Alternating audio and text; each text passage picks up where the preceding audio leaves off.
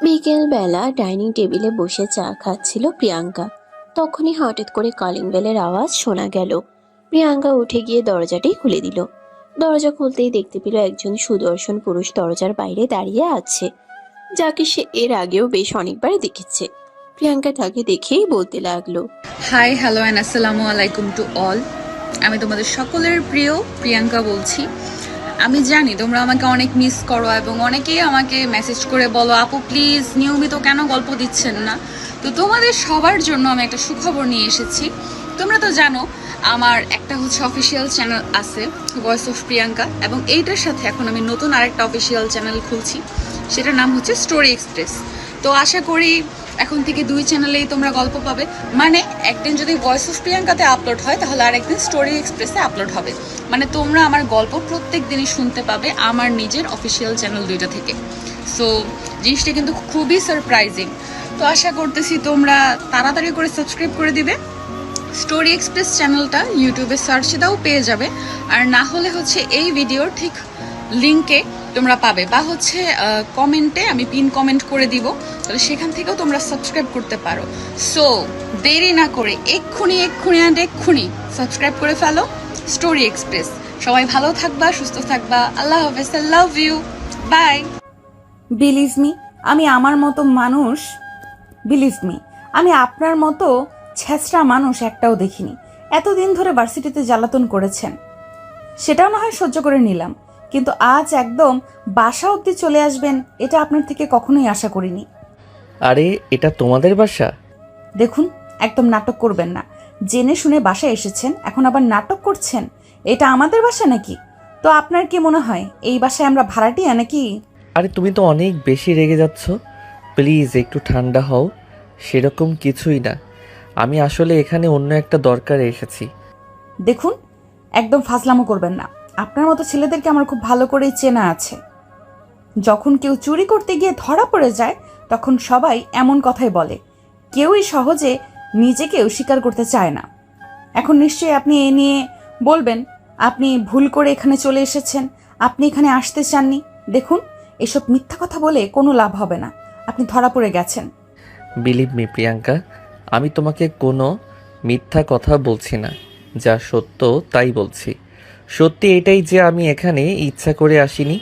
দেখুন, আপনার সব ফালতু লেকচার শুনতে আমি এখানে বসে নেই। চুপচাপ এখান থেকে চলে যান, তা না হলে কিন্তু খারাপ কিছু হয়ে যাবে বলে দিলাম। এই বলে প্রিয়াঙ্কা তখনই আশিকের মুখের উপর দরজাটা লাগিয়ে দেবে।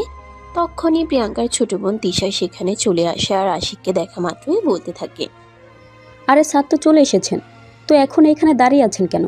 প্লিজ ভিতরে আসুন। প্রিয়াঙ্কাকে যেই বুঝতে পারলো না সবকিছুই যেন তার মাথার উপর দিয়ে যাচ্ছে। সে হা করে তাকিয়ে আছে। তিশা তাকে কোনো কথা বলার সুযোগই না দিয়ে আশিককে হাত ধরে টানতে টানতে বাড়ির ভিতরে নিয়ে আসলেও আর ড্রয়িং রুমের সোফায় বসতে দিল। আর তারপরে প্রিয়াঙ্কাকে উদ্দেশ্য করে বলতে লাগলো, আরে আপু, তোকে তো বলাই হয়নি, আব্বু আমার জন্য নতুন প্রাইভেট টিউটর ঠিক করেছেন। উনি হলেন আমার নতুন টিচার। পরিচয় হয়নি স্যার, এই হলো আমার বড় বোন। আর আপু, উনি আমার নতুন টিচার। হ্যাঁ, সেটা না হয় বুঝলাম, কিন্তু এই ছেলের কাছে তুই কোনো টিউশন পড়বি না। এই ছেলেকে বল ভালোই ভালোই এখান থেকে চলে যেতে, আমি তোকে অন্য টিউটর রেখে দিব। আরে আপু, তোর কি মাথা খারাপ হয়ে গেছে নাকি? পাগলের মতো কথা বলছিস কেন? এত কষ্ট করে একজন ভালো টিউটর পেলাম, আর এখন কি না তুই বলছিস ওনাকে বাদ দিয়ে দিতে? কেন, তোর কি কানে কোনো সমস্যা হয়েছে নাকি? আমি কি বলছি তুই শুনতে পাচ্ছিস না? এই ছেলেকে তোরে পড়াতে হবে না, আমি তোর জন্য ভালো টিউটর রেখে দিব। আই এম সো সরি আপু, সেটার কোনো প্রয়োজন হবে না। তুই তোর নিজের জন্য টিউটর রেখে নিস, আমি এই স্যারের কাছেই টিউশন পড়ব। আর এতে তোর কোনো আপত্তি আমি শুনবই না, কারণ টিউশন আমি পড়ব, তুই না। দেখুন, এখন কিন্তু বেশি বাড়াবাড়ি হয়ে যাচ্ছে। আমি খুব ভালো করেই জানি এই ছেলের ক্যারেক্টারে সমস্যা আছে, তাই আমি বোন হয়ে তোকে এর কাছে প্রাইভেট পড়তে দিতে পারি না। দেখ আফু, আমাকে নিয়ে চিন্তা করার জন্য মা বাবা আরও অনেকেই রয়েছে, তাই তোকে এই ফালতু চিন্তা না করলেও চলবে। তুই তোর নিজের চরকায় তেল দে। স্যার, আপনি আসুন তো আমার সঙ্গে, আপনি আপুর কথা কিছু মনে করবেন না। এই বলে প্রিয়াঙ্কার কথাকে কোনো পাত্তা না দিয়ে তিশা আশিকের হাত ধরে টানতে টানতে নিজের রুমে নিয়ে চলে গেল। আর তারপর চেয়ার টেনে বসতে দিল আর বলতে লাগলো, স্যার প্লিজ, আপনি আপুর কথায় কিছু মনে করবেন না। ওর একটু মাথায় সমস্যা আছে। ও সুন্দর আর হ্যান্ডসাম ছেলে দেখলেই ওদের সঙ্গে একরকম খারাপ আচরণ করে। আচ্ছা ঠিক আছে, কোনো ব্যাপার না। আমি তোমার বোনকে দেখেই বুঝতে পেরেছি তার মাথায় সমস্যা আছে। যাই হোক, তুমি তোমার বই বের করো, আমি যেটা করতে এসেছি সেটাই করি। হ্যাঁ স্যার, আপনি একদম ঠিক কথাই বলেছেন। আমার বোনের মাথায় সমস্যা আছে। তা না হলে আপনার মতো একজন টিউটরকে বাদ দিতে বলে? তার ব্যবহারের জন্য আমি আন্তরিকভাবে দুঃখিত। আপনি প্লিজ কিছু মনে করবেন না। ঠিক আছে, বললাম তো কোনো ব্যাপার না। আমি একজন প্রাইভেট টিউটর, আমাকে নিয়ে এক একজন এক এক রকম মন্তব্য করতেই পারে, কিন্তু কারোর মন্তব্য আমার গন্তব্য কখনোই ঠেকাতে পারবে না। You are so right. আপনি একটু বসুন, আমি আপনার জন্য নাস্তা বানিয়ে নিয়ে আসতেছি। আরে না, এসব তুমি কি বলছো? এসবের কোনো প্রয়োজন হবে না। আমি আজ এই সবেমাত্র প্রথম দিন তোমাকে টিউশন পড়াতে এসেছি। আগে তুমি তোমার পড়া শেষ করো, তারপর অন্য কিছু। তখনই পেছন থেকে প্রিয়াঙ্কার বাবার গলার আওয়াজ শোনা গেল। তিনি বলতে লাগলেন, আরে, আমি তো ভাবছিলাম তোমাকে ফোন দেব, এর মধ্যেই তুমি চলে এসেছো। যাই হোক, তোমার সময় জ্ঞান দেখে আমি খুবই খুশি হলাম। না মানে আঙ্কেল, আমি আপনার মেয়েকে টিউশন পড়ানোর দায়িত্ব নিয়েছি, তাই যথা সময়ে এসে তাকে টিউশন পড়ানোটা আমার দায়িত্বের মধ্যে পড়ে। আমি তো তোমার মতো দায়িত্ববান একজন ছেলেকেই খুঁজতেছিলাম। যাই হোক, অবশেষে তোমাকে খুঁজে পেয়ে গেলাম, ভালোই হলো। হ্যাঁ, তুমি কিন্তু আমার মেয়েটাকে একটু ভালোভাবে পড়াবে। আমার মেয়েটা অঙ্ক আর ইংরেজিতে একদমই কাঁচা। আমি তোমার সম্পর্কে ভালো রিভিউ শুনেছি, তাই তো তোমাকে আমার মেয়েকে টিউশন পড়ানোর জন্য ঠিক করলাম। ঠিক আছে আঙ্কেল, কোনো সমস্যা নেই, আপনি কোনো চিন্তা করবেন না। আমি আমার বেস্টটাই দেওয়ার চেষ্টা করব, এবং দেখবেন আল্লাহ সহায় থাকলে আপনার মেয়ে ইনশাল্লাহ এই বছর ভালো রেজাল্ট করবে। তোমার উপর আমার সেই ভরসা আছে। তুমি আমার বন্ধুর মেয়েকে গত বছর টিউশন করিয়েছো, সে একদম খারাপ ছাত্রী ছিল, আর এই বছর সে খুবই ভালো রেজাল্ট করেছে, বলা যায় কলেজে টপার হয়েছে। হ্যাঁ আঙ্কেল, যাকে আমি টিউশন পড়াই তাকে আমি খুব মনোযোগ সহকারে যত্ন নিয়ে পড়ে, যাতে সে খুব ভালো রেজাল্ট করতে পারে। আপনার মেয়ের কাছেও আমি সেরকমই প্রচেষ্টা করব যাতে সে খুব ভালো রেজাল্ট করতে পারে। হ্যাঁ আব্বু, তুমি কোনো চিন্তা করো না। স্যার দেখেই আমি বুক ভালো করে বুঝতে পেরেছি তিনি খুবই ভালো একজন টিউটর। আচ্ছা, যাই হোক, এই প্রথমবার আমাদের বাড়িতে এসেছেন, ওনাকে নাস্তা পানি। হ্যাঁ আব্বু, অবশ্যই। এই তো আমি কিচেনের দিকে যাচ্ছিলাম, তখনই তুমি চলে আসলে। যাই হোক, তোমরা দুজনে গল্প করো, আমি এক্ষুনি স্যারের জন্য নাস্তা পানি বানিয়ে নিয়ে আসতেছি। এই বলে তিশা রুম থেকে বের হয়ে ড্রয়িং রুমের দিকে পা বাড়ায়। তখনই প্রিয়াঙ্কা সেখানে দাঁড়িয়েছিল। প্রিয়াঙ্কার মুখটা একদম ফুলে লুচির মতো হয়ে আছে। এটা দেখিয়ে তিশা প্রিয়াঙ্কাকে বলতে লাগলো, আরে আপু, তোর আবার কি হলো? তুই এইভাবে লুচির মতো ফুলে এখানে দাঁড়িয়ে আছিস কেন? আমার স্যারকে দেখে তোর হিংসা হচ্ছে নাকি? আমার বইয়ে গেছে তোর স্যারকে দেখে হিংসা হতে। তোকে তো আমি বললাম এই ছেলেটার চরিত্রের সমস্যা আছে, তুই এই ছেলেটার কাছে টিউশন পড়িস না, আমি তোকে অন্য টিউটর রেখে দিব। দেখ আপু, একদম ফালতু কথা বলবি না। আমার স্যারকে দেখতে যেমন হ্যান্ডসাম তেমনি মেধাবী আর ট্যালেন্ট। তুই প্লিজ আমার স্যারের পেছনে লাগিস না, তাহলে এই বছরও আমাকে ফেল করতে হবে। আব্বু কি বলেছে জানিস? গত বছর নাকি আব্বুর এক বন্ধুর মেয়েকে প্রাইভেট করিয়েছিল, সেই মেয়ে নাকি এই বছর কলেজে টপার হয়েছে। আমারও স্যারের কাছে টিউশন পড়ে কলেজের টপার হওয়ার ইচ্ছে হয়েছে। তুই কলেজ টপার না লাট্টো হতে পারবি। আমার কথা তো শুনছিস না? যখন ফেল করবি তখন বুঝতে পারবি মজা, তখন আমার কথা মনে পড়বে, তখন কিন্তু আমায় কিছু বলিস না, কারণ আমি তোকে আগে থেকেই হুঁশিয়ার করে দিচ্ছি। তুই যদি আমার কথা না শুনিস তাহলে তো আমার আর কিছুই করার নেই। দেখ আপু, আমি সত্যি কথা বলছি, আমাকে নিয়ে তোর এত মাথা ব্যথা না দেখালেও চলবে। তুই তোর নিজের চরকায় তেল দে, আশা করি ভালো কিছু হবে। এই বলে তিশা কিচেনে ঢুকে গেল আর তার স্যারের জন্য চা বসিয়ে দিল। আর এদিকে ফ্রিজে এসে ফল কাটার জন্য কিছু ফল নিল, কিন্তু দুর্ভাগ্যবশত একটা ফল যেই না কাটতে নিল অমনি তিশার হাত কেটে গেল আর সে চিৎকার দিয়ে উঠল। ও মা গো, বাবা গো, আমার হাতটা কেটে গেল, আহ কি ব্যথা! এই বলে অনেক জোরে জোরে চিৎকার করতে থাকে তিশা। এদিকে প্রিয়াঙ্কা তার রুম থেকে দৌড়ে বের হয়ে আসে। তিশার হাত থেকে মোটামুটি রক্ত পড়ছিল। সে তাড়াতাড়ি করে নিজের গলায় পেঁচিয়ে থাকা ওড়নাটা দিয়ে তিশার হাতটা চেপে ধরে রক্ত বন্ধ করার চেষ্টা করতে থাকে। তখনই আশিক আর প্রিয়াঙ্কার বাবা তারা দুজনও ড্রয়িং রুমে চলে আসে। এদিকে প্রিয়াঙ্কা তিশার হাতে রক্ত বন্ধ করার চেষ্টা করছে, অপরদিকে তিশা আশিককে দেখে আরো ন্যাকা কান্না শুরু করে দেয়। আহ কি ব্যথা লাগছে, কতটা হাত না জানি কেটে গেছে। দেখ, একদম ঢং করিস না। এত ঢং আমার একদমই ভালো লাগে না। তুই কাজটা করতে পারবি না সেটা আমাকে বললেই তো আমি করে দিতাম, কিন্তু ঢং দেখিয়ে কেন নিজে নিজেই করতে গেলি? আর কেনই বা এখন এত নাটক করছিস? আপু, তোমার কি মনে হচ্ছে আমি নাটক করছি? তুমি দেখলে কতটা রক্ত বের হচ্ছে। আমার তো মনে হচ্ছে আমার আঙ্গুলটা কেটে পড়ে গেছে। মানে কিছু দেওয়ার ব্যবস্থা করো। আরে ওরা দুজনে ঝগড়া করা বন্ধ কর। বেশি কেটে গেলে তো এখন ডাক্তারের কাছে নিয়ে যেতে হবে, ব্যান্ডেজ করাতে হবে। সেটার কোনো প্রয়োজন হবে না বাবা, অল্প একটু কেটেছে। আর এই যে সামান্য একটু রক্ত বের হয়েছে, এটা সেরকম কোনো গুরুতর ব্যাপার না। তোমরা ওয়েট করো, আমি ফার্স্ট এড করে দিচ্ছি, ঠিক হয়ে যাবে। তখনই আশিক সামনের দিকে এগিয়ে আসে, তিশার হাতটা ধরতে ধরতে বলে। আরে আমার জন্য এসব কিছু হয়েছে। তোমাকে তো বলেছিলাম আমার জন্য নাস্তা বানাতে হবে না। তুমি যদি আমার জন্য নাস্তা বানাতে না আসতে তাহলে এই অঘটনটা আজ ঘটতো না। উফ স্যার, এভাবে বলবেন না। আপনি আমার স্যার, আর আপনার জন্য এইটুকু তো করতেই পারি। কোনো ব্যাপার না, ঠিক হয়ে যাবে। এই বলে প্রিয়াঙ্কার কাছ থেকে হাতটা ছাড়িয়ে নিল তৃষা, আর তারপর সোজা রুমের দিকে দৌড়ে চলে গেল। কোনোরকম একটা ব্যান্ডেজ করে নিল, তারপর আশিকের সামনে দাঁড়িয়ে বলতে লাগলো। এই তো স্যার, ঠিক হয়ে গেছে, আপনি বসুন। আমি চুলায় চা বসিয়ে রেখে এসেছিলাম, ওটা নিয়ে আসি। এই না, একদম নয়। তোমাদের বাড়িতে কি অন্য কেউ নেই নাকি যে ওটা করতে পারবে না? তোমাকে এখন কোথাও যেতে হবে না, তুমি এখানে চুপচাপ বসো। এমনিতেই অনেকখানি হাত কেটে গেছে, এখন আর কোনো রিস্ক নিতে যেও না।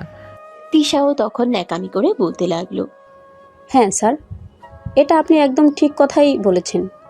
কিন্তু দেখেন, আমার আপুকে সে বলল নাকি অল্প একটু কেটেছে, এগুলো নাকি কোনো ব্যাপার না।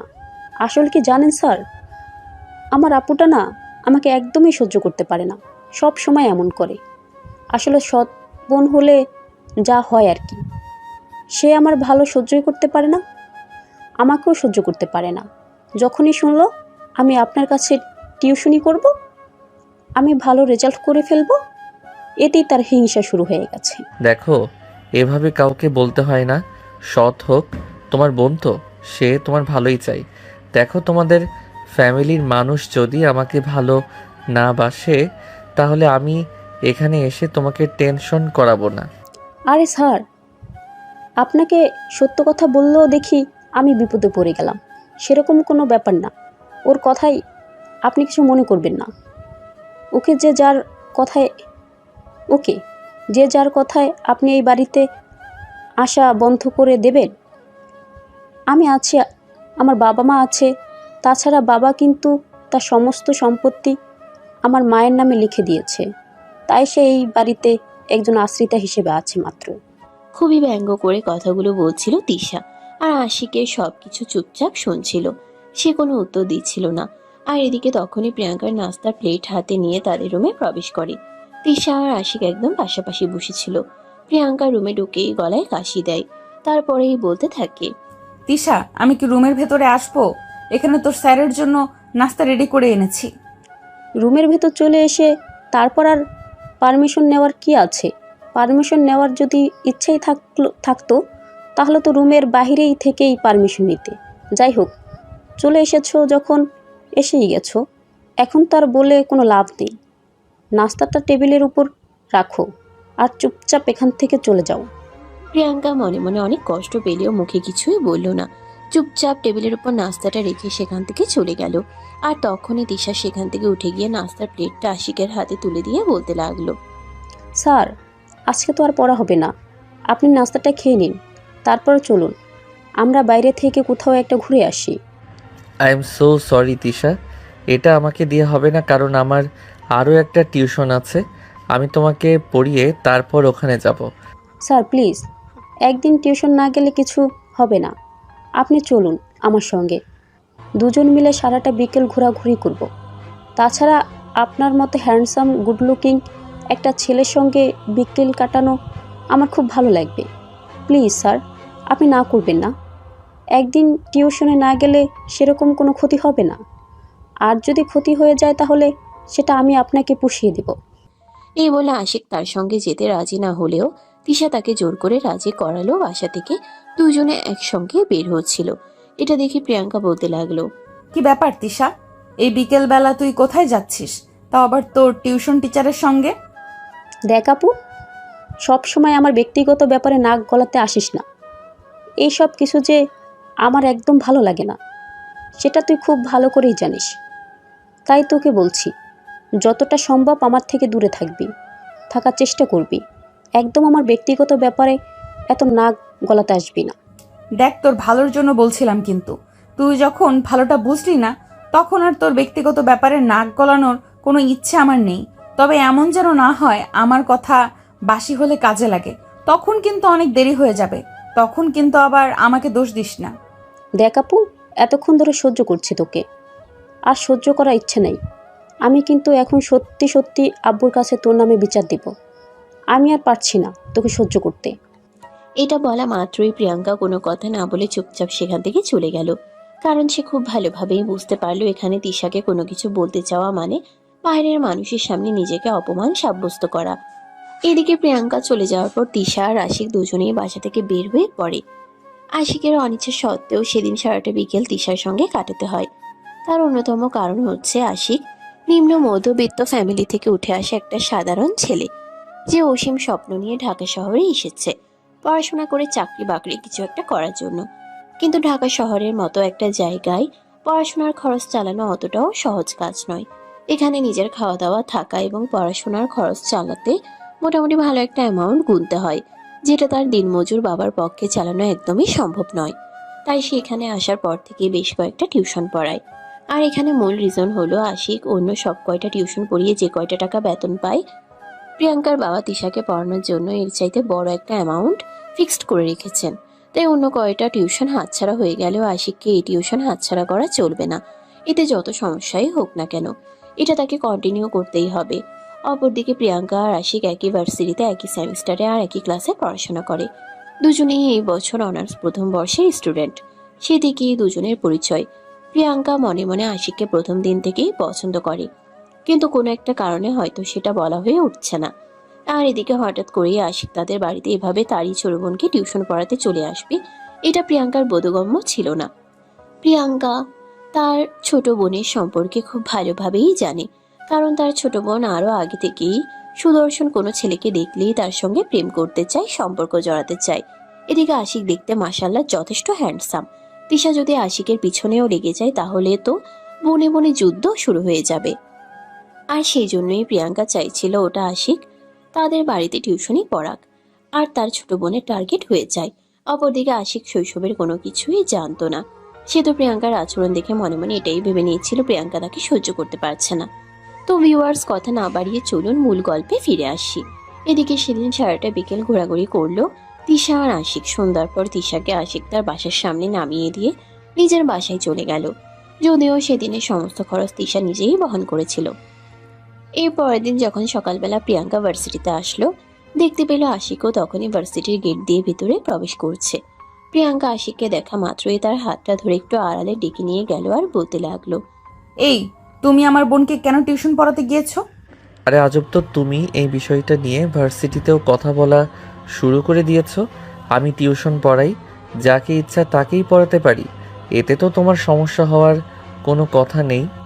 আমার সমস্যা আছে, তুমি পৃথিবীর যাকে ইচ্ছা তাকে টিউশন পড়াও, তাতে আমার কোনো আপত্তি নেই, কিন্তু তুমি আমার বোনকে টিউশন পড়াতে পারবে না, আমাদের বাড়িতে যেতে পারবে না। দেখো, আমি তোমার কথা শুনতে পারবো না, কারণ তোমার বাবা আমাকে মোটা অঙ্কের একটা মাইনে দেবেন, যেটা আমার আর 5টা টিউশন মাইনের সমান। তাই এখানে তোমার কোনো সমস্যা হলে সেটা আমার দেখার বিষয় নয়। আমাকে টিউশন পড়াতে হবে, আমাকে ওই বাড়িতে যেতে হবে, এটাই সবচেয়ে বড় কথা। এতে তোমার যাই কিছু হোক না কেন, তাতে আমার কিছুই যায় আসে না। আশা করি তুমি সম্পূর্ণ বিষয়টা খুব ভালোভাবেই বুঝতে পেরেছো। আমার কোনো কিছু বোঝার কোনো প্রয়োজন নেই, আমি তোমাকে যেটা বলেছি সেটাই হবে। তুমি আর কোনো দিন আমাদের বাড়িতে আমার ছোট বোনকে টিউশন পড়াতে যাবে না। আর টিউশন পড়াতে গিয়েছো বেশ ভালো কথা, কিন্তু তুমি কাল বিকেলে কেন আমার বোনকে নিয়ে বাইরে ঘুরতে গিয়েছিলে? আজব তো, তুমি নিজেই দেখতে পেলে আমি যেখানে যেতে চাইনি তোমার বোন আমাকে জোর করে নিয়ে গেছে সেখানে। তুমি আমাকে কেন দোষ দিচ্ছ? তোমার যদি এতই সমস্যা হয়ে থাকে তাহলে তুমি তোমার নিজের বাবার সঙ্গে কেন এ ব্যাপারে কথা বলছো না? কেন অযথাই আমাকে এইসব কথা শোনাচ্ছ?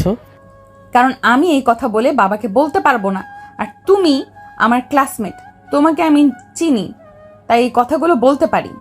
তাই আবারও তোমাকে আমি বলছি, তুমি আমাদের বাড়িতে যাবে না টিউশন পড়াতে। ওকে ফাইন, আমি যাব না, কিন্তু তোমার বাবা যে আমাকে তোমার ছোট বোনকে পড়ানোর জন্য মোটা একটা পেমেন্ট করবে, সেটার টাকা কে দেবে বলো শুনি? তোমার কি সেই সামর্থ্য আছে যে তুমি আমাকে ওই অ্যামাউন্ট দিবে? তাছাড়া যখন আমি তোমার পিছনে পাগলের মতো ছুটে চলেছিলাম তখন তো তুমি আমাকে 2 পয়সার মূল্য দাওনি, উল্টে আরও ডিমান্ড দেখিয়ে চলে গেছো। আশিকের মুখ থেকে এই কথা শুনে প্রিয়াঙ্কা মুহূর্তের জন্য স্তব্ধ হয়ে গেল। হ্যাঁ, এই কথা তো একদমই সত্যি যে প্রিয়াঙ্কার বাবা আশিককে তার ছোট বোনকে পড়ানোর জন্য যে মোটা একটা অ্যামাউন্ট দেবে, সেটা প্রিয়াঙ্কার পক্ষে আশিককে দেওয়া কোনোভাবেই সম্ভব নয়। কারণ প্রিয়াঙ্কার বাবা প্রিয়াঙ্কাকে মাস শেষে সামান্য কিছু টাকা দেয় শুধু তার হাত খরচ এবং প্রয়োজনীয় খরচ মেটানোর জন্য। তার বাবা তার সৎ মায়ের জন্য তাকে কখনোই সেভাবে হাত খরচ তো দূরের কথা, প্রয়োজনীয় জিনিসগুলোও দিতে পারেন না।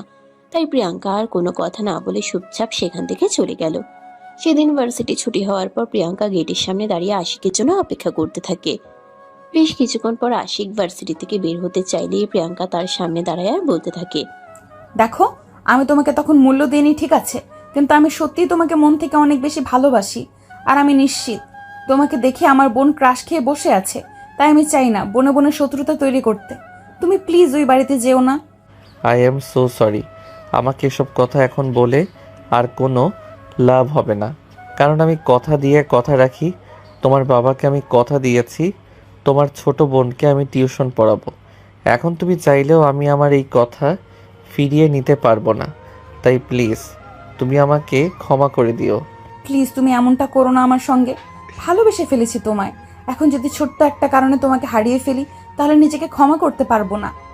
যখন আমি এই ভার্সিটিতে ভর্তি হওয়ার পর তোমার পিছনে পাগলের মতো ছুটে চলেছিলাম, তখন এই কথাটা তোমার বোঝা উচিত ছিল। প্রথম দেখাতেও ভালোবাসা হয়, কিন্তু তখন তুমি আমাকে কোনো পাত্তা দাওনি। তাই এখন আমার পিছনে পাগলের মতো ছুটাছুটি করে আর কোনো লাভ নেই। আমায় ক্ষমা করতে পারো। এই বলে প্রিয়াঙ্কাকে আর কোনো কথা বলার সুযোগ না দিয়ে আশিক সেখান থেকে চলে গেল। আর এদিকে এরপর থেকে আশিক প্রতিদিনই তিশাকে নিয়ম করে পড়াতে আসতো। আর তিশাকে পড়াতে আসলেই তিশা প্রতিদিনই প্রিয়াঙ্কাকে অর্ডার দিত আশিককে নাস্তা বানিয়ে দেওয়ার জন্য। প্রিয়াঙ্কাও কোনো উপায়ন্তর না পেয়ে নাস্তা বানিয়ে দিতে হতো। প্রিয়াঙ্কা সেখানে না বলার কোনো উপায় ছিল না, কারণ ওই বাড়িতে প্রিয়াঙ্কা ছিল সাধারণ একজন কাজের লোকের মতোই। যদিও সেটা তার বাবার বাড়ি ছিল, কিন্তু সেখানে তার কোনো অধিকার ছিল না। সব সময় সবাই তার উপর হুকুম তামিল করত। শুধুমাত্র প্রিয়াঙ্কার বাবা ছাড়া প্রিয়াঙ্কার বাবা ছিলেন ওই বাড়িতে ওই একজন মানুষ, যে কিনা প্রিয়াঙ্কাকে মন থেকে একটু হলেও ভালোবাসতো। আরও প্রিয়াঙ্কা সেই ভালোবাসাটাকে আঁকড়ে ধরে বেঁচে থাকতে চায়, কিন্তু স্ত্রীর সামনে কখনোই সেটা প্রকাশ করতে পারতেন না প্রিয়াঙ্কার বাবা। কারণ প্রিয়াঙ্কার জন্মের কয়েক বছর পরেই তার মা একটা বিশাল বড় রোগে আক্রান্ত হয়ে মারা যান। আর তারপরেই ছোট্ট প্রিয়াঙ্কার দেখাশোনা করার জন্য তার বাবা দ্বিতীয় বিয়ে করেন। কিন্তু সেই বিয়ে প্রিয়াঙ্কার জীবনে কাল হয়ে দাঁড়াবে এটা তিনি কখনো কল্পনাও করতে পারেননি। চেয়েছিলেন মেয়ের ভালো, কিন্তু হয়ে গেল খারাপ।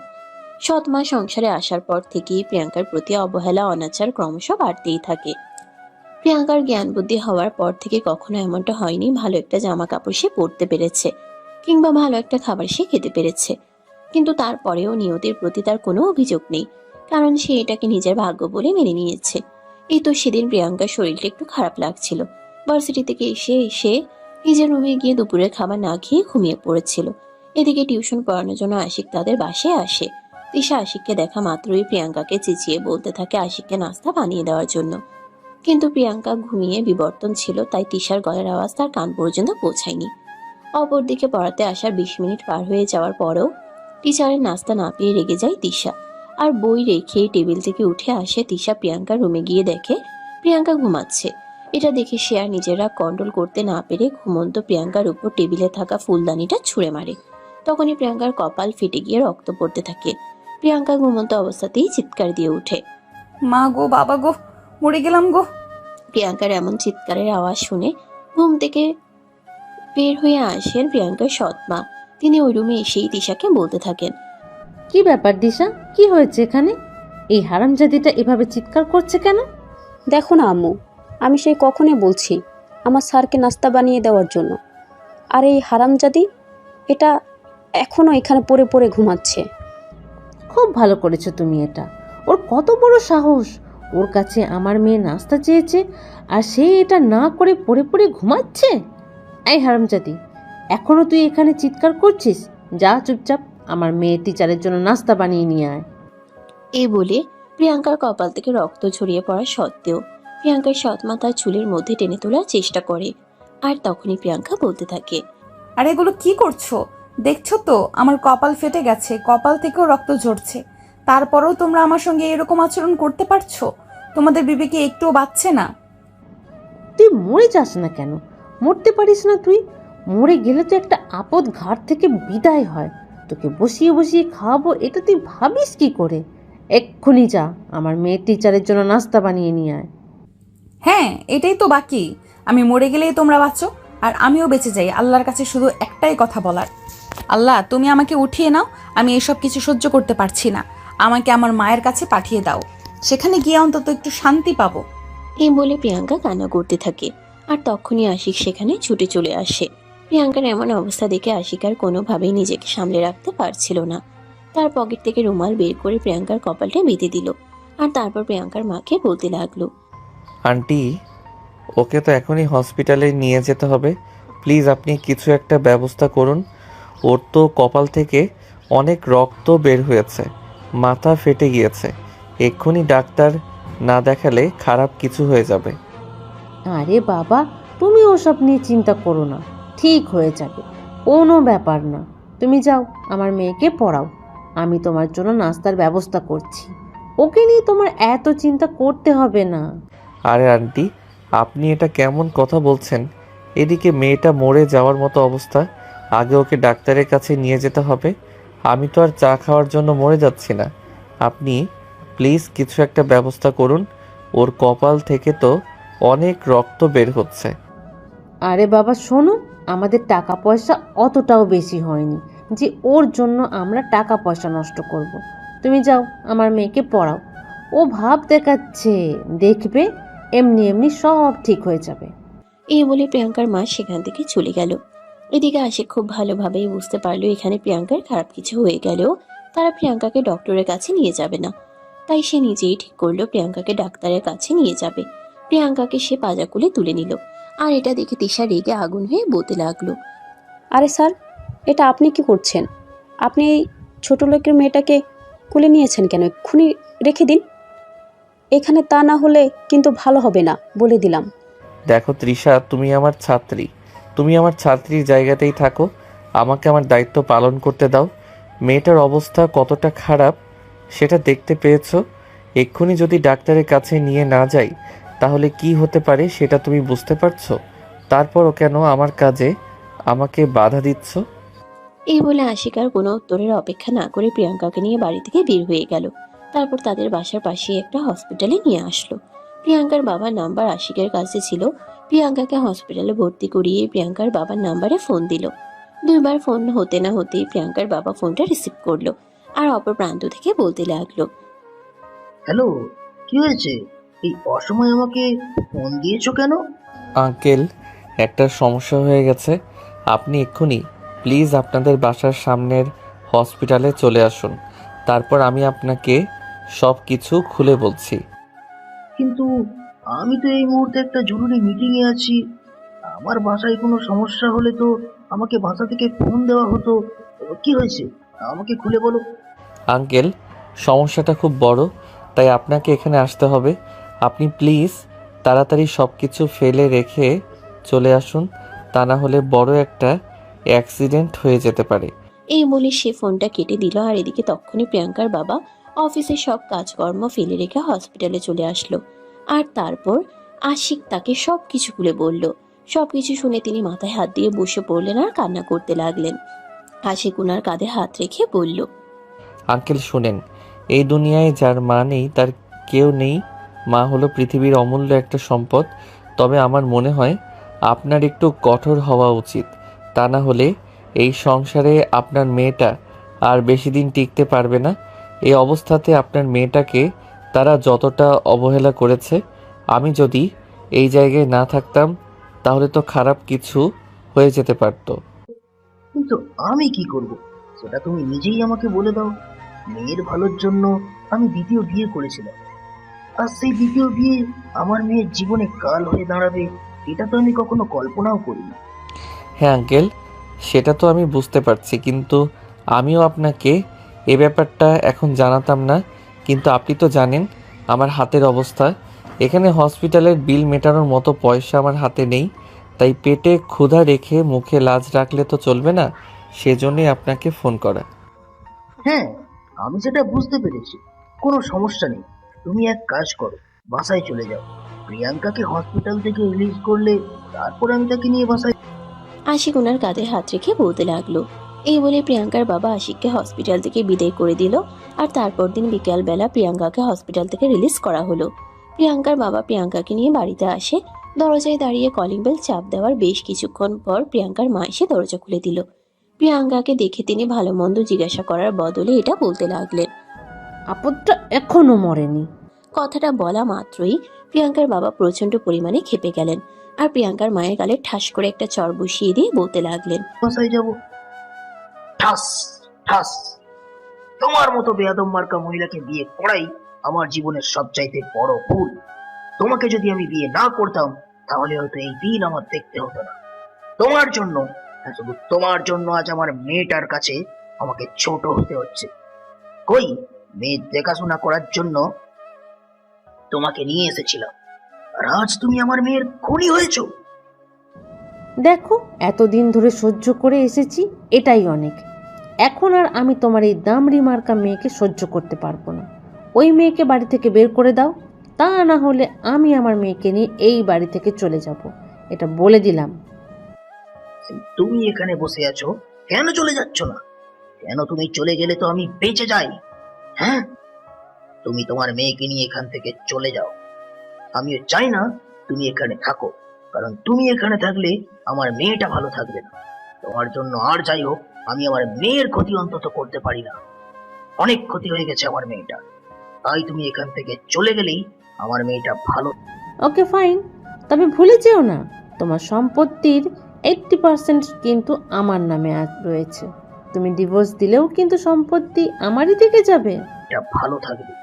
হ্যাঁ, তবে তাই হোক, তুমি তোমার সম্পত্তি আর তোমার মেয়েকে নিয়ে এই বাড়ি থেকে বিদায় হও। আমি আমার মেয়েকে নিয়ে এই বাড়িতে থাকবো। এই বলে প্রিয়াঙ্কার বাবা প্রিয়াঙ্কাকে নিয়ে বাড়ির ভিতরে প্রবেশ করেন। আর তখনই তিশা কলেজ থেকে আসে। প্রিয়াঙ্কাকে দেখে তার রাগ যেন আকাশ ছোঁয়া হয়ে গেল। সে রাগে ফুসফুস করতে করতে বলতে লাগলো, এই হারামজাদি তাকে এখানে কেন নিয়ে এসেছেন? মা মেয়ের এরকম আচরণ প্রিয়াঙ্কার বাবা একদম অতিষ্ঠ হয়ে গেছিল। তাই তিনি তিশার গালেও ঠাস করে দুটা চড় বসিয়ে দিয়ে বলতে লাগলেন, তোমরা মা মেয়ে আজ এবং এক্ষুনি আমার বাড়ি থেকে বের হয়ে চলে যাও। আমি তোমাদের দুজনের চেহারাও দেখতে চাই না। আমি সব চাইতে বেশি খুশি হব তখন, তখন কিনা তোমরা আমাদের চোখের আড়াল হবে। আব্বু, তুমি ডাইনিটার জন্য আমার গায়ে হাত তুলেছ? এটা তো আমি ভাবতেই পারছি না। এই ফকিন্নির ছোট লোকের বাচ্চার জন্য তুমি আমার গায়ে হাত তুলেছো? তোমার গায়ে হাত তুলেছি, বেশ করেছি। আরো আগে তোমার সঙ্গে এটা করা উচিত ছিল, যেটা আমি এতদিন করতে পারিনি। ভেবেছিলাম তোমরা ভালো হয়ে যাবে, সেই জন্য তোমাদেরকে সুযোগ দিয়েছিলাম। কিন্তু এখন দেখছি তোমরা আমার মাথায় চড়ে বসেছো, আমার মেয়েটাকে একটা অত্যাচার করেছো। বেশ করেছি। এই ছোট লোকের বাচ্চাকে বলেছিলাম আমার টিউশন টিচারেরকে নাস্তা বানিয়ে দিতে, কিন্তু সেটা না করে বিছানায় পড়ে পড়ে ঘুমাচ্ছিল। সারাদিন বাড়িতে বসে বসে খাবে, এইটুকু কাজ করতে পারবে না? এইটুকু কাজ করলে তার গায়ে ফুসকা পড়ে যেতে যাবে নাকি? চুপ, একদম চুপ করো। তুমি অনেক কথা বলে ফেলেছো। ওকে কেন তোমার টিউশন টিচারকে নাস্তাকে বানিয়ে দিতে হবে? তোমার কি হাত নেই নাকি তুমি তোমার টিচারকে নাস্তা বানিয়ে দিতে পারো না? আব্বু, আমি কেন নাস্তা বানিয়ে দিতে যাব? সেদিন নাস্তা বানাতে গিয়ে আমার হাত কেটে গিয়েছিল, এটা কি ভুলে গিয়েছো নাকি? না, আমি কোনো কিছুই ভুলে যাইনি। শুধু তোমাদেরকে একটু একটু করে মনে করিয়ে দিতে চাই। তোমার মাকে এই বাড়িতে নিয়ে এসেছিলাম আমার মেয়ের দেখাশোনা করার জন্য। তারপর এখনো পর্যন্ত তোমার মায়ের নামে আমার যত সম্পদ লিখে দিয়েছি, সবকিছুই শুধুমাত্র আমার মেয়েটাকে একটু ভালো রাখার বিনিময়ে। কিন্তু তোমার মা কি করেছে? বিনিময়ে আমার মেয়েটাকে অবহেলা, অনাদর আর অত্যাচার দিয়েছে। তাই তোমাদের দুজনকে আর সহ্য করা যাচ্ছে না। আজ এবং এই মুহূর্তে তোমরা এই বাড়ি থেকে বের। প্রিয়াঙ্কা এতক্ষণ ধরে সবকিছু চুপচাপ শুনছিল, কিন্তু এখন আর সে চুপ রইল না। সে তার বাবাকে বলতে লাগলো, দেখো বাবা, এইভাবে হয় না। এই বাড়ি থেকে যদি কাউকে চলে যেতে হয় তাহলে আমি চলে যাব, কারণ শেষ বয়সে তোমার একজন সঙ্গের প্রয়োজন। আমি না হয় জীবনটা কোনোভাবে কাটিয়ে দিতে পারবো, কারণ আমার জীবনটা সবেমাত্র শুরু, কিন্তু তোমার বয়স হয়ে গেছে, তুমি একা থাকতে পারবে না। প্রিয়াঙ্কা, তুমি কোনো কথা বলো না। এতদিন সবকিছু সহ্য করেছি শুধু তোমার মুখের দিকে তাকিয়ে। এখন আর এদেরকে আমি কোনোভাবেই ক্ষমা করব না। ওরা যেটার উপযোগ্য আমি ওদের সঙ্গে ঠিক সেটাই করব। তুমি শুধু তাকিয়ে তাকিয়ে দেখো। আমার কসম বাবা, তুমি সেরকম কিছুই করবে না। তুমি একজন বিবাহিত পুরুষ হওয়া সত্ত্বেও তোমাকে একজন অবিবাহিত মেয়ে বিয়ে করেছে সংসার করার আশায়, আর এতদিন ধরে সংসারটা আগলে রেখেছে। তাকে কখনোই আমি সংসারহীনা করতে পারি না। তখনই পাশ থেকে প্রিয়াঙ্কার মা প্রিয়াঙ্কাকে উদ্দেশ্য করে বলতে লাগলো, এই তো এতদিনে সুবুদ্ধি উদয় হয়েছে। এই বুদ্ধিটা যদি তোর মাথায় আরো আগে আসতো, তুই আরো আগে এই বাড়ি থেকে চলে যেতে পারতি। তাহলে নিশ্চয়ই এত অত্যাচার সহ্য করতে হতো না। হ্যাঁ মা, তুমি একদম ঠিক কথাই বলেছ। এতদিন আমার মাথায় এই বুদ্ধিটা আসেনি, তাহলে হয়তো তোমরাও এতদিন খুব ভালো থাকতে পারতে। যাই হোক, আমি তোমাদের সবাইকে ছেড়ে চলে যাচ্ছি। কোনো চিন্তা করো না, আমি কখনোই তোমাদের এই সম্পত্তিতে ভাগ বসাতে আসবো না। আল্লাহ আমার কপালে যেটা রেখেছে সেটাই হবে। তখনই প্রিয়াঙ্কার বাবা কান্না করতে করতে প্রিয়াঙ্কাকে বলতে থাকে, প্লিজ মা, আমার তুই এমন কিছু করিস না, তাহলে আমি তোর মায়ের কাছে ক্ষমা চাওয়ার মতো মুখটাও রাখতে পারবো না। তোর মাকে আমি কথা দিয়েছিলাম, তোকে আমি সারা জীবন আমি আমার বুকে আঁকলে রাখবো। প্লিজ তুই আমাকে ছেড়ে চলে যাস না। দেখো আব্বু, মা তো আমাদের কাছে নেই, অনেক দূরে চলে গেছে, কিন্তু আমাদের দুজনের কেউ সারাটা জীবন পড়ে আছে। তাই আমরা একজন মৃত মানুষের কথা রাখতে গিয়ে জীবিত মানুষদের কষ্ট দিতে পারি না। তাই তোমার কাছে আমার এটা অনুরোধ, তুমি আমাকে আটকেও না। আমি আজ এবং এই মুহূর্তে বাড়ি ছেড়ে চলে যাব। এই বলে প্রিয়াঙ্কা সেখানে আর এক মুহূর্তও দেরি না করে নিজের রুমে চলে গেল, আর নিজের কাপড় চোপড় সহ প্রয়োজনীয় সবকিছু গুছিয়ে নিল। মিনিট 20 মধ্যেই রেডি হয়ে ড্রয়িং রুমে চলে আসলো। তার বাবা তখন ড্রয়িং রুমেই ছিল। প্রিয়াঙ্কা তার বাবার সামনে এসে দাঁড়িয়ে বলতে লাগলো, বাবা, আমি যে বাড়ি ছেড়ে সারা জীবনের মতো চলে যাচ্ছি, আর কখনোই বাড়িতে ফিরে আসবো না। এই নাও, এটা আমার মোবাইল নাম্বার। যদি কখনো তোমার প্রয়োজন হয় তাহলে আমাকে শুধু একটা মিসড কল দিও, আমি চলে আসব। আর হ্যাঁ, আমি কিন্তু তোমাদের বাড়ি থেকে কোনো মূল্যবান জিনিস নিয়ে যাচ্ছি না, শুধু আমার মায়ের রেখে যাওয়া এই বালাজোড়া আমার সঙ্গে নিয়ে যাচ্ছি। এটা আমার মায়ের শেষ স্মৃতিচিহ্ন, এটা আমি তোমাদের কাছে ফেলে যাব না। ঠিক ওই মুহূর্তে প্রিয়াঙ্কার মা এসে সেখানে উপস্থিত হয়, আর প্রিয়াঙ্কার হাতে থাকার লাগেজ দেখে বলতে লাগলো, কি ব্যাপার, এই তল্পি তল্পা গুছিয়ে কোথায় যাচ্ছিস? চলে যাচ্ছি মা এখান থেকে, তোমাদের আর কোনো চিন্তা করতে হবে না, আর কেউ তোমাদের সম্পত্তিতে ভাগ বসাতে আসবে না। এই বাড়িতে এখন থেকে শুধু তোমরাই রাজত্ব করবে। আমি নামক এই মানুষটা আর কখনো তোমাদের চোখের কাঁটা হয়ে দাঁড়াবো না। এই কথা শুনে প্রিয়াঙ্কার মা কিছুক্ষণ সময় চুপ করে থাকেন, আর তারপর আবারও তিনি বলতে থাকেন, বাড়ি ছেড়ে চলে যাচ্ছিস সে না হয় বুঝলাম, কিন্তু এইসব তল্পিতল্পা কেন? এই বাড়ি থেকে দামি দামি জিনিসপত্র সব তোর সঙ্গে নিয়ে যাচ্ছিস নাকি? না, তোমাদের কোনো দামি জিনিস আমার সঙ্গে নিয়ে যাওয়ার কোনো ইচ্ছে নেই। শুধু আমার মায়ের এই বালাজোড়া যে দুইটা আমি হাতে করে নিয়ে যাচ্ছি। তাছাড়া তোমাদের কোনো কিছু নিয়ে যাচ্ছি না। তোমাদের যদি আমাকে বিশ্বাস না হয় তাহলে আমার লাগেজ চেক করতে পারো। এখানে তোমরা তোমাদের বাড়ির কোনো মূল্যবান জিনিস যদি পাও তাহলে সেটা রেখে দাও। কথাটা বলতে দেরি হলো, কিন্তু প্রিয়াঙ্কার হাত থেকে তার সৎমার লাগেজ নিয়ে চেক করতে এক মুহূর্ত দেরি করলেন না।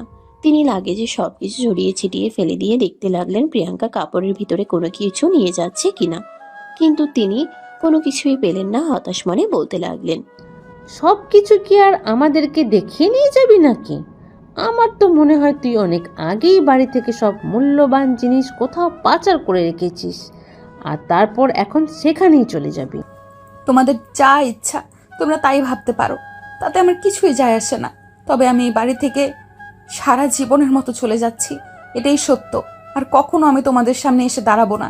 যদি কখনো তোমাদের এরকমটা মনে হয় যে তোমরা কোনো জিনিস খুঁজে পাচ্ছ না, আমি সেটা নিয়ে গেছি, তাহলে সেটাই ভেবে নিও, কারণ আমি কখনোই তোমাদের চিন্তায় ব্যাঘাত ঘটাতে আসবো না। এই বলে প্রিয়াঙ্কা সেখান থেকে এগিয়ে গিয়ে তার বাবাকে পা ছুঁয়ে সালাম করলো, আর তারপর বলতে লাগলো, বাবা, তোমার সম্পত্তির কোনো প্রয়োজন নেই। তুমি শুধু আমার জন্য দোয়া করো যেন আমি ভালো থাকতে পারি, তাহলেই হবে। তোমার দোয়া আমার মাথার উপর থাকলে তাহলে কোনো বিপদ আমাকে কখনো স্পর্শ করতে পারবে না। আমার দোয়া সবসময় তোমার জন্য থাকবে। তবে আমি হয়তো পৃথিবীর সবচাইতে নিকৃষ্টতম বাবা, যে কিনা সন্তানের দায়িত্ব পালন করতে পারলাম না।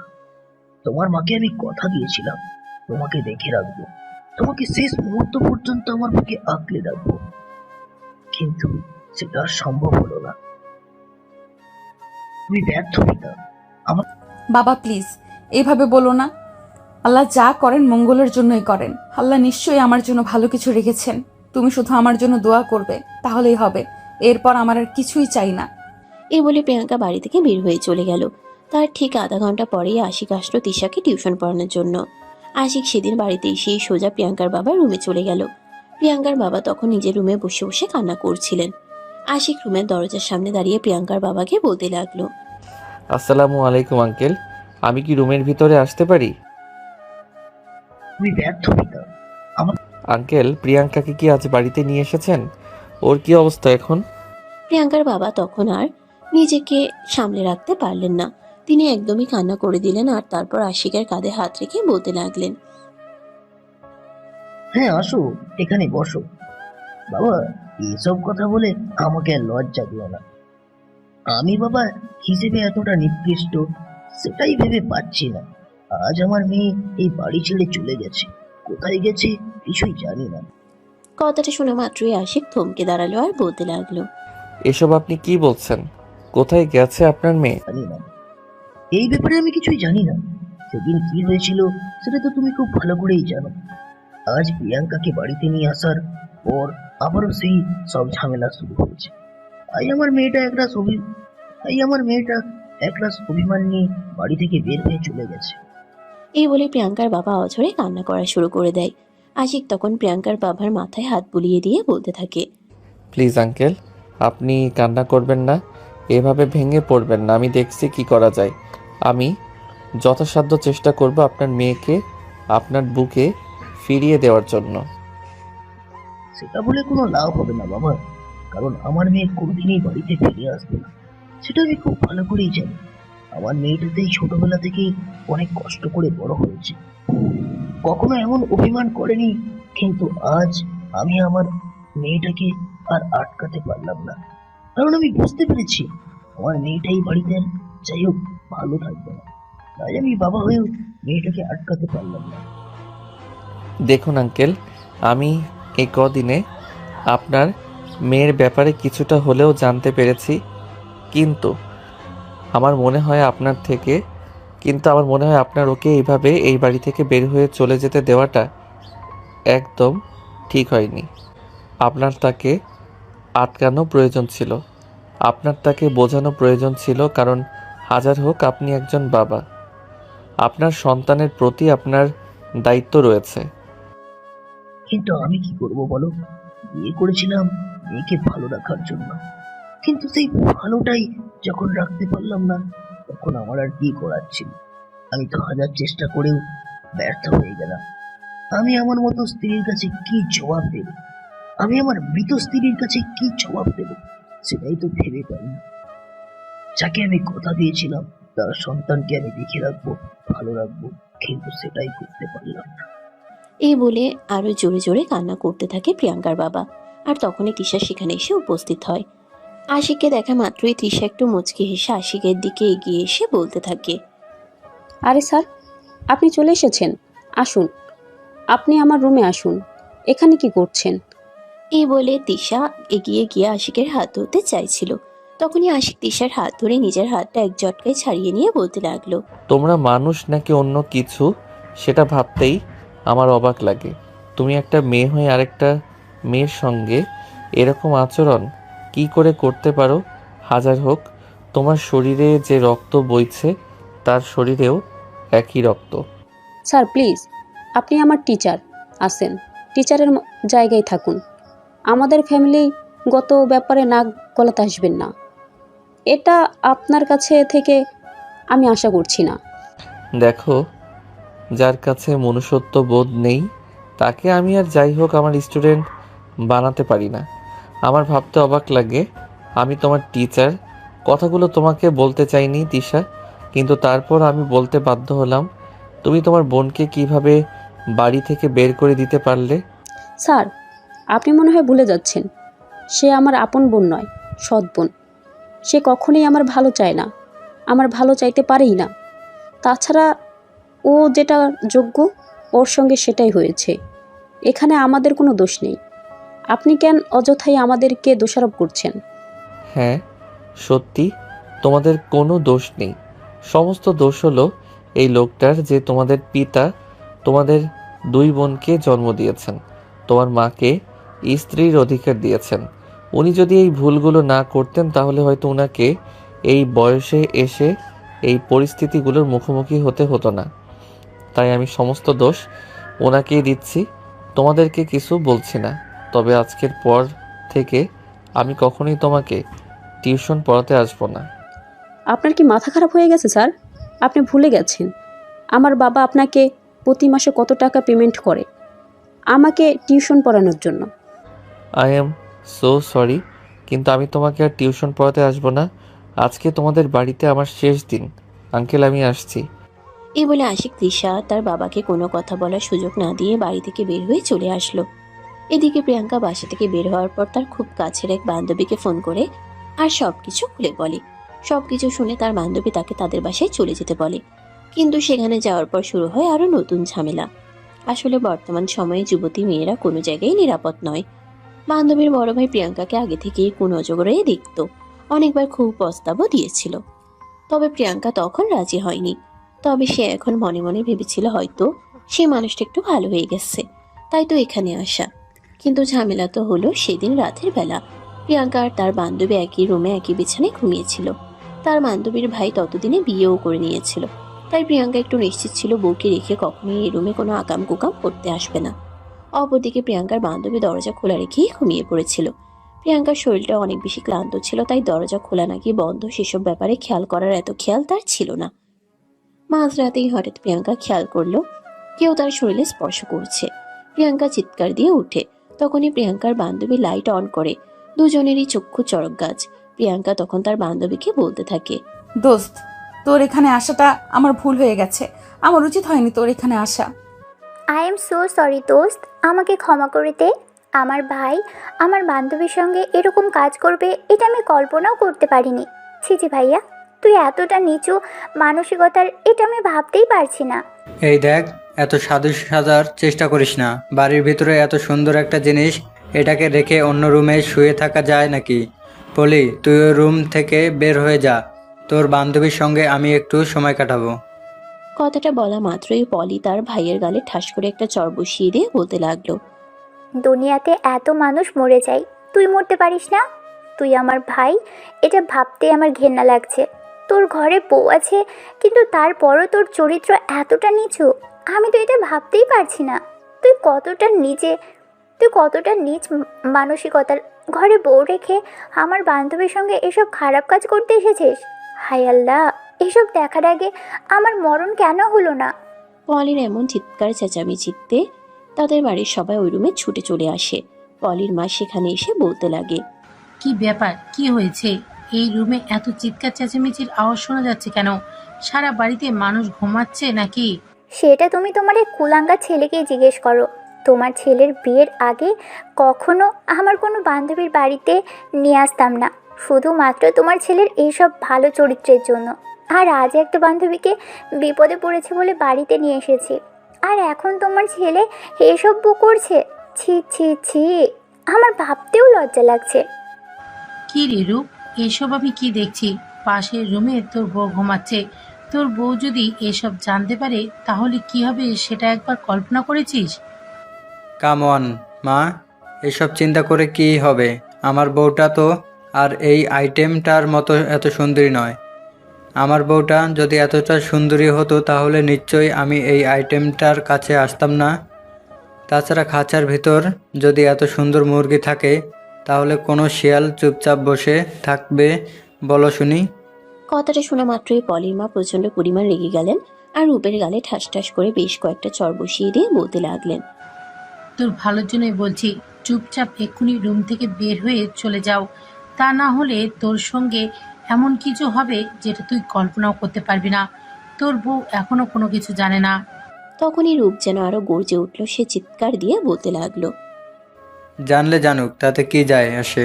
বিয়ে তো দিয়েছো একটা গর্দভ মার্কা মেয়ের সঙ্গে, এরকম সুন্দরী একটা মেয়ের সঙ্গে দিতে পারলে না?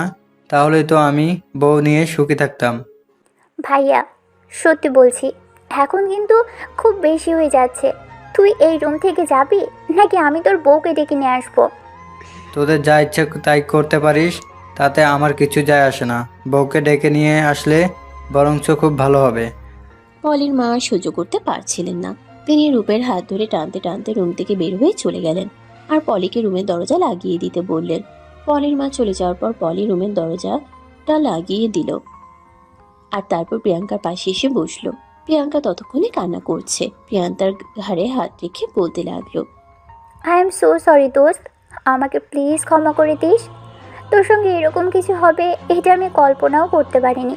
প্লিজ তুই আমাকে ক্ষমা করে দিয়ে, সব কিছুর জন্য আমি দুঃখিত। এখানে তোর সরি বলার কিছুই নেই। আমার কপালে যা আছে তা হবেই, সেটা ফেরাতে কেউ পারবে না। তুই ঘুমিয়ে যা, অনেক রাত হয়েছে। তুইও ঘুমিয়ে যা, আমারই ভুল, দরজাটা আটকে তারপর ঘুমানো উচিত ছিল। এই বলে পলি অপর পাশে ফিরে ঘুমিয়ে পড়ল। কিন্তু বাকি রাত প্রিয়াঙ্কা আর ঘুমাতে পারল না। তার চোখে ঘুম আসলোই না। আসবেই বা কি করে? এক অত্যাচারী মায়ের হাত থেকে নিজেকে মুক্ত করতে গিয়ে অন্য শিকারের ফাঁদে পড়ে গেল। সকাল হতে না হতেই প্রিয়াঙ্কা নিজের সবকিছু গুছিয়ে নিয়ে অপেক্ষা করতে লাগলো পলি কখন ঘুম থেকে উঠবে আর পলির কাছ থেকে বিদায় নিয়ে বাসা থেকে বের হয়ে যাবে। পলি ঘুম থেকে উঠে দেখতে পেল প্রিয়াঙ্কা বিছানার উপর চুপচাপ বসে আছে। পলি প্রিয়াঙ্কাকে বলতে লাগলো, কি ব্যাপার দোস্ত, কি হয়েছে? তুই এখনো বসে আছিস কেন? ঘুমোসনি? দোস্ত, তোদেরকে অসুবিধায় ফেলার জন্য আমি খুবই দুঃখিত। আমি চলে যাচ্ছি। এই বলে পলিকে কোনো কথা বলার সুযোগ না দিয়ে প্রিয়াঙ্কা ওই বাড়ি থেকে বের হয়ে আসলো। যদিও পলি এবং পলির মা অনেকবার তাকে ফেরানোর চেষ্টা করছিল, কিন্তু সে কোনো কথাই শুনলো না। চুপচাপ ওই বাড়ি থেকে বের হয়ে চলে আসলো। অপরদিকে সেদিন যখন ভার্সিটিতে আসলো, পলি যেহেতু প্রিয়াঙ্কার খুব কাছের বান্ধবী এটা আর সে খুব ভালোভাবেই জানতো। পলিকে দেখা মাত্রই আশিক তার কাছে ছুটে গেল আর বলতে লাগলো, পলি, প্রিয়াঙ্কার ব্যাপারে কোনো খবর জানো? প্রিয়াঙ্কা কোথায় আছে? পলি তখন সবকিছু আশিককে খুলে বলল। সবকিছু শুনে আশিক মাথায় হাত দিয়ে বসে পড়লো আর বলতে লাগলো, হায় আল্লাহ, আমি কত বড় ভুল করলাম। আমার তো উচিত ছিল গতকাল একবার তোমাকে ফোন দেওয়া, তাহলে তো আমি প্রিয়াঙ্কাকে পেয়ে যেতাম। কিন্তু এখন মেয়েটা কোথায় গেছে আল্লাহ ভালো জানে। তুমি ছাড়া তো ভার্সিটিতে তার কোনো ভালো বন্ধু নেই যে তার ব্যাপারে কোনো খবর দিতে পারবে। আমার মনে হয় না কারোর কাছ থেকে তার ব্যাপারে কোনো খোঁজ নিয়ে লাভ হবে, কারণ আমার মনে হয় প্রিয়াঙ্কা এখানে কোথাও নেই, হয়তো অনেক দূরে চলে গেছে, যেখানে তার পরিচয় কেউ জানে না, যেখানে কোনো হিংস্র দানব তার উপর ধাবা বসাতে পারবে না। কিন্তু আমি কোথায় যাব, কোথায় তাকে খুঁজবো সেটাই তো ভেবে পাচ্ছি না। হায় আল্লাহ, তুমি প্রিয়াঙ্কাকে খুঁজে পেতে আমায় সহযোগিতা করো। আল্লাহ, এই মুহূর্তে তুমি ছাড়া আমাকে সহযোগিতা করার মতো অন্য কেউ নেই। এই বলে আশিক ভার্সিটি থেকে বের হয়ে পড়লো আর পাগলের মতো প্রিয়াঙ্কাকে সারা শহর তন্ন তন্ন করে খুঁজতে লাগলো, কিন্তু কোথাও খুঁজে পেল না। অপরদিকে প্রিয়াঙ্কা নিজের হাতে জমানো কিছু টাকা ছিল, সেগুলো বাড়ি থেকে বের হয়ে আসার সময় লুকিয়ে নিয়ে এসেছিল। কারণ অচেনা জগৎ, যেখানে পরিচিত কেউ নেই তাকে সাহায্য করার মতো, কেউ নেই সেখানে কিছু টাকা অন্তত প্রয়োজন পড়বে। আর সেই টাকা দিয়ে প্রিয়াঙ্কা ঢাকা থেকে সোজা পঞ্চগড় চলে আসে। সেখানে ছিল তার নানার বাড়ি। যদিও বড় হওয়ার পর প্রিয়াঙ্কা কখনোই সেখানে আসেনি, তবে সেই ঠিকানাটা একটা ডায়েরিতে লেখা ছিল, যে ডায়েরিতে তার মা অনেক কিছুই লিখে রেখেছিলেন। সে ডায়েরি থেকে ঠিকানাটা নিয়ে প্রিয়াঙ্কা ওই ঠিকানায় চলে আসে। বাড়িটা এখন ধরা দিল কোনো মানুষ এখানে বসবাস করে বলে মনে হয় না। প্রিয়াঙ্কা বাড়ির উঠানে এসে চারপাশে একবার চোখ বুলিয়ে তখনই একজন মধ্যবয়স্ক মহিলা এসে তার সামনে দাঁড়ালো আর বলতে লাগলো, কে গো তুমি মা? কোথায় থেকে এসেছো? আন্টি, আমি ঢাকা থেকে এসেছি। এই বাড়িটা আমার চেনা, ছোটবেলায় হয়তো অনেকবার এসেছি। আমি তোমার কথা বুঝতে পারছি না, একটু খুলে বলো আমায়। আমি রাবেয়ার মেয়ে। কথাটা শোনা মাত্রই আশিকের আম্মু দৌড়ে এসে প্রিয়াঙ্কাকে জড়িয়ে ধরলো আর কান্না করতে করতে বলতে লাগলো, এতদিন পর তুমি কোথায় থেকে আসলে? তোমাদের সঙ্গে যোগাযোগ করার কত চেষ্টা করেছি, কিন্তু কোনোভাবে পেরে উঠতে পারিনি। সেই যে তোমার আম্মু মারা গেল, তার দাফন কাফনের কাজ শেষ করে তোমরা শহরে চলে গেলে, তারপর আর একটা বারের জন্য ওইখানে ফিরে আসলে না। তখন প্রিয়াঙ্কাও ওনার সঙ্গে কান্না করতে করতে বলতে লাগলো, সরি মামুনি, আমি চেয়েছিলাম তোমাদের কাছে ফিরে আসতে, কিন্তু বাবা আমাকে আসতে দেয়নি। বলেছিল আমায় খুব ভালো রাখবে, কিন্তু বাবাকে দোষ দিয়ে কী লাভ? আমার কপালে যা আছে তা তো আমার সঙ্গে হবেই। তাই আজ সমস্ত সম্পর্ক ছিন্ন করে তোমাদের কাছে চলে এসেছি। তুমি থাকতে দেবে তো আমার মায়ের শেষ স্মৃতিচিহ্নের জায়গাটায়? পাগলি মেয়ে, এভাবে বলতে হয় না। তুমি আজীবন আমার কাছে থেকে যাও। আমি আমার সামর্থ্য অনুযায়ী তোমাকে ভালো রাখার চেষ্টা করব। জানি তোমার বাবার মতো রাজপ্রাসাদ তোমায় উপহার দিতে পারবো না, কিন্তু আমার যতটুকু আছে আল্লাহ পাক রাব্বুল আলামিন আমাকে যতটুকু দিয়েছেন, আমি তার সবটা দিয়ে তোমাকে ভালো রাখার চেষ্টা করব। আমাকে তোমার কিছু দিতে হবে না মামুনি, শুধু এই বাড়িতে থাকার মতো একটু জায়গা দিলেই চলবে। কেন রিমা, এই বাড়িতে আমাদের যতটা অধিকার রয়েছে ঠিক ততটা অধিকার তোরও রয়েছে। তাই ভিতরে আয়, আগে বিশ্রাম কর, তারপর কথা বলা যাবে। তোর মামা মাঠে গেছে, কিছুক্ষণের মধ্যেই ফিরে আসবে। এই বলে প্রিয়াঙ্কার মামুনি প্রিয়াঙ্কাকে নিয়ে বাড়ির ভেতরে চলে গেল। বাড়িটা আর এখন আর আগের মতো জলুস নেই, যতটা প্রিয়াঙ্কার নানা ভাই বেঁচে থাকতে ছিল। একদম জরাজীর্ণ প্রাণহীন হয়ে আছে বাড়িতে। এখন মানুষজন তাকে বলেই তো মনে হয় না। আশিকের আম্মু প্রিয়াঙ্কাকে বাড়ির ভিতর নিয়ে এসে হাত মুখ ধুতে বলেন, আর তারপর প্রিয়াঙ্কার জন্য মুড়ি বাতাসে নিয়ে আসেন। সারাদিন কোনো কিছুই খায়নি প্রিয়াঙ্কা, এগুলো কোনো রকম খেয়ে 4-5 গ্লাস পানি খেয়ে নিল। এটা দেখে আশিকের আম্মু বুঝতে পারলো প্রিয়াঙ্কার পেটে প্রচন্ড ক্ষুধা রয়েছে।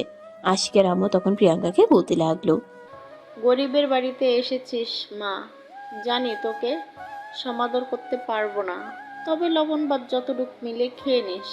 আরে মামুনি, বললাম তো তুমি আমাকে নিয়ে কোনো চিন্তা করো না, আমি সব রকম পরিস্থিতিতে মানিয়ে নিতে জানি। তাছাড়া তোমার কি মনে হয় বাবা রাজপ্রাসাদে ছিলাম বলে রাজকন্যার মতো বড় হয়েছি? এরকমটা কখনোই হয়নি। আমি আর 5টা সাধারণ গরিব ঘরের মেয়ের মতোই বড় হয়েছি, তাই চিন্তার কোনো কারণ নেই। তোমাদের যা আছে তার সঙ্গে আমি মানিয়ে নিতে পারবো। ওই যে বললাম না, শুধু আমার একটু আশ্রয় প্রয়োজন। এরপর আশিকের আম্মু প্রিয়াঙ্কাকে বিশ্রাম নিতে বলে রান্নাঘরে চলে গেলেন। তাড়াহুড়ো করে শাক ভাত রান্না করলেন। আর এদিকে তখনই আশিকের আব্বু বাড়িতে চলে আসে। প্রিয়াঙ্কাকে দেখে তিনি প্রথমে চিনতে পারেননি। প্রিয়াঙ্কাকে দেখে তিনি ভ্রুকুচকে নিয়ে জিজ্ঞাসা করেন, এই মেয়ে, কে তুমি? আমাদের বাড়িতে কি করছো? দেখে তো মনে হচ্ছে শহরের কেউ। তখনই আশিকের আম্মু এসে বলতে থাকেন, আরে, তুমি আমাদের প্রিয়াঙ্কাকে চিনতে পারছো না? রাবেয়ার মেয়ে এতদিন পর আমাদের বাড়িতে এসেছে। কথাটা শুনিয়ে আশিকের বাবার 2 চোখ দিয়ে জল পড়তে লাগলো। তিনি আপন ভাগ্নিকে বুকে জড়িয়ে নিয়ে বলতে লাগলেন, বোন মারা যাওয়ার পর ভাগ্নি তো পর হয়ে গিয়েছিল, এতদিন একটা বারের জন্য আমার কাছে আসেনি। বোনের জন্য মনটা হাহাকার করে, কিন্তু বোন তো আর ফিরে পাবো না। ভেবেছিলাম ভাগ্নি আর বোন জামাই আমার সঙ্গে ভালো সম্পর্ক রাখবে, কিন্তু বোন জামাই তো শহরের বড়লোক বাবার ছেলে, সে কেন গরিব শ্বশুরবাড়িতে আসবে? মন খারাপ করো না মামা, আমি ওই শহরের অট্টালিকা ছেড়ে একেবারের জন্য তোমাদের কাছে চলে এসেছি। তোমরা আমাকে তোমাদের কাছে রাখবে তো? কেন রাখবো না মা, অবশ্যই রাখবো। আমার বোনের রেখে যাওয়া শেষ স্মৃতিচিহ্ন তুই, তোকে আমার বুকে আগলে রাখা আমার কর্তব্য। তুই যতদিন ইচ্ছা ততদিন সেখানে থাক, পারলে মৃত্যুর আগ পর্যন্ত, তবুও তোকে কখনো এই বাড়িতে কে চলে যেতে বলবো না। এরপর সেখানেই থাকতে থাকে প্রিয়াঙ্কা। এদিকে সারা শহর তন্ন তন্ন করে খুঁজেও কোথাও প্রিয়াঙ্কার চিহ্নটুকু খুঁজে পেল না আশিক। প্রায় 3 মাস হয়ে গেল সেমিস্টার ফাইনাল পরীক্ষা শেষ হয়েছে। বেশ কিছুদিন ভার্সিটি বন্ধ, তাই আশিক গ্রামের বাড়িতে চলে যাওয়ার জন্য প্রস্তুতি নেয়। সেদিন হঠাৎ করে পলি আশিককে বলে, কি ব্যাপার আশিক, প্রিয়াঙ্কার কোনো খোঁজ পেয়েছো? প্রিয়াঙ্কার খোঁজ পেলে সেটা অবশ্যই তোমাকে জানাতাম। জানি না মেয়েটা কোথায় চলে গেছে, আল্লাহ তাকে ভালো রাখুক। হ্যাঁ, আল্লাহর কাছে তো এখন শুধু এটাই বলার, এটা ছাড়া তো অন্য কোনো উপায় নেই। যেখানে আছে সে ভালো থাকুক, এটাই আল্লাহর কাছে চাওয়া। আল্লাহ তাকে খুব ভালো রাখুক। পরের দিন আশিক গ্রামের বাড়ির উদ্দেশ্যে রওনা দেয়। বাড়ির সামনে এসে দেখতে পায় বাড়িতে কোনো মেয়ে মানুষের কাপড় চোপড় শুকাতে দেওয়া হচ্ছে।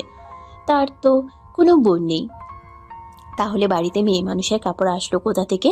তাছাড়া তার মা এখনো এসব কাপড় চোপড় পরে না।